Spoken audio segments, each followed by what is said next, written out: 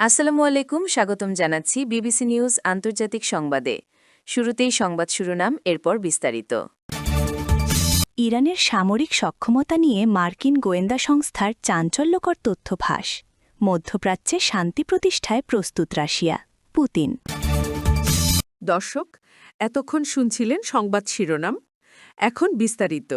আপনি যদি ইসরায়েলের ধ্বংস চান এবং মুসলিমদের পাশে থাকেন, তাহলে ভিডিওতে লাইক করে চ্যানেলটি অবশ্যই সাবস্ক্রাইব করে দিবেন এবং আপনার মূল্যবান মতামত অবশ্যই কমেন্টে লিখে জানিয়ে দিবেন। এখন বিস্তারিত। ইরানের সামরিক সক্ষমতা নিয়ে মার্কিন গোয়েন্দা সংস্থার চাঞ্চল্যকর তথ্য ফাঁস। মার্কিন গোয়েন্দা সংস্থার এক মূল্যায়নে বলা হয়েছে, টানা ১ মাসেরও বেশি সময় ধরে যুক্তরাষ্ট্র ও ইসরায়েলের হামলা চললেও ইরানের প্রায় অর্ধেক ব্যালিস্টিক ক্ষেপণাস্ত্র লঞ্চার এখনও অক্ষত রয়েছে। বিষয়টি সংশ্লিষ্ট সূত্রের বরাত দিয়ে জানিয়েছে মার্কিন সংবাদ মাধ্যম সিএনএন। প্রতিবেদনে বলা হয়, ইরানের এখনও অর্ধেক মিসাইল উৎক্ষেপণ ব্যবস্থা অক্ষত আছে। পাশাপাশি দেশটির হাজার হাজার একমুখী আক্রমণকারী ড্রোন এখনও তাদের অস্ত্রভাণ্ডারে রয়েছে।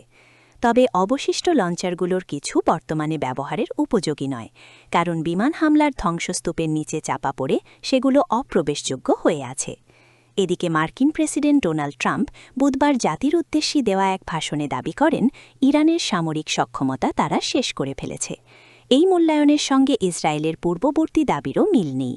গত মার্চে ইসরায়েল জানিয়েছিল, তারা ইরানের আনুমানিক ৪৭০টি ব্যালিস্টিক ক্ষেপণাস্ত্র লঞ্চারের মধ্যে প্রায় ৬০% ধ্বংস বা অকার্যকর করে দিয়েছে। তবে ফাঁস হওয়া মার্কিন গোয়েন্দা মূল্যায়ন ট্রাম্প ও ইসরায়েলের এসব দাবিকে মিথ্যা প্রমাণিত করছে। বিশ্লেষকদের মতে, এই পার্থক্যের কারণ হতে পারে অক্ষত কিন্তু ব্যবহারযোগ্য নয় এমন লঞ্চারগুলোর শ্রেণীবিন্যাসে যুক্তরাষ্ট্র ও ইসরায়েলের ভিন্ন দৃষ্টিভঙ্গি। ইসরায়েলি সামরিক বাহিনীর তথ্যমতে, হামলায় প্রায় ২০০টি লঞ্চার ধ্বংস হয়েছে এবং আরও ৮০টি কার্যক্ষমতা হারিয়েছে। এসব লঞ্চার ভূগর্ভস্থ স্থাপনায় সংরক্ষিত ছিল, যেখানে প্রবেশপথে বিমান হামলা চালিয়ে সেগুলো অকার্যকর করা হয়েছে। অন্যদিকে মার্কিন গোয়েন্দা তথ্য অনুযায়ী ইরানের কাছে এখনও হাজার হাজার আক্রমণাত্মক ড্রোন মজুদ রয়েছে, যা প্রয়োজনে ব্যবহারের জন্য প্রস্তুত।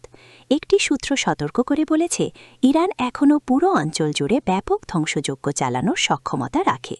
তবে এই প্রতিবেদনের বিষয়বস্তু অস্বীকার করেছে হোয়াইট হাউস ও পেন্টাগন। হোয়াইট হাউসের এক মুখপাত্র অভিযোগ করেন, এসব তথ্য ফাঁসের মাধ্যমে যৌথ যুক্তরাষ্ট্র ইসরায়েল অভিযানের সাফল্যকে খাটো করার চেষ্টা করা হচ্ছে। মধ্যপ্রাচ্যে শান্তি প্রতিষ্ঠায় প্রস্তুত রাশিয়া, পুতিন। রুশ প্রেসিডেন্ট ভ্লাদিমির পুতিন জানিয়েছেন, মধ্যপ্রাচ্যের বর্তমান পরিস্থিতি নিয়ে রাশিয়া ও মিশর উভয় দেশই সমানভাবে উদ্বিগ্ন। পরিস্থিতি নিয়ন্ত্রণে আনতে মস্কো যে কোনো ধরনের সহায়তা করতে প্রস্তুত বলেও তিনি উল্লেখ করেন। মিশরের পররাষ্ট্রমন্ত্রী বাদার আবদেলাত্তেরের সঙ্গে এক বৈঠকে পুতিন এসব কথা বলেন।